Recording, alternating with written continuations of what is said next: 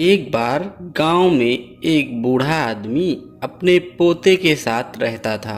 बूढ़ा आदमी रोज सुबह जल्दी उठकर भगवत गीता पढ़ने के लिए मेज पर बैठ जाता था।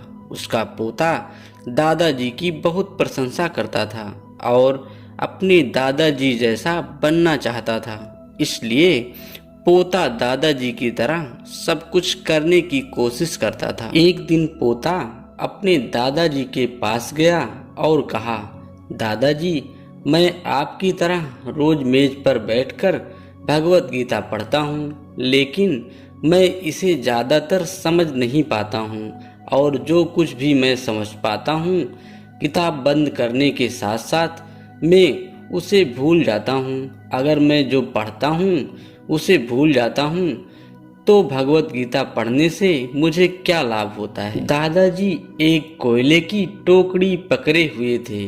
दादाजी पोते की तरफ देखे और उसे कोयले की टोकरी देते हुए कहा, नदी पर जाओ और मेरे लिए एक टोकरी पानी लेकर आओ। दादाजी ने जैसा कहा लड़के ने वैसा ही किया, लेकिन जैसे ही वह घर टोकरी लेकर पहुंचता, टोकरी का सारा पानी निकल जाता। दादाजी मुस्कुराते हुए बोले, वापस पानी लेने के लिए नदी में जाओ और फिर से कोशिश करो, लेकिन इस बार थोड़ा तेज चलने की कोशिश करना। लड़का मान गया और इस बार नदी से पानी लेकर जल्दी घर पहुंचने के लिए तेज घर भागा, लेकिन इस बार भी घर आने के बाद दादाजी ने देखा तो टोकरी खाली थी। लड़का थक गया था और अपने दादाजी से कहा, दूर नदी से टोकरी में पानी लाना असंभव है, मैं आपके लिए पानी से भरी बाल्टी ला सकता हूँ। दादाजी ने कहा, नहीं, टोकरी से ही पानी ले आओ। लड़का मान गया। वह पुनः कोशिश किया, लेकिन टोकरी में पानी ना ला सका। लड़का बोला, दादाजी, मेरे लिए इस टोकरी से पानी लाना असंभव है।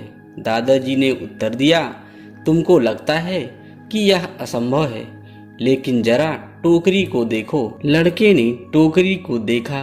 टोकरी दोनों तरफ से साफ सुथरी दिख रही थी। उसने देखा टोकरी से कोयले के सारे दाग साफ हो गए थे। दादाजी ने कहा, तुमने देखा कि टोकरी अब सारे दाग मुक्त हो गई है। जब आप भगवत गीता पढ़ते हैं तो ऐसा ही होता है।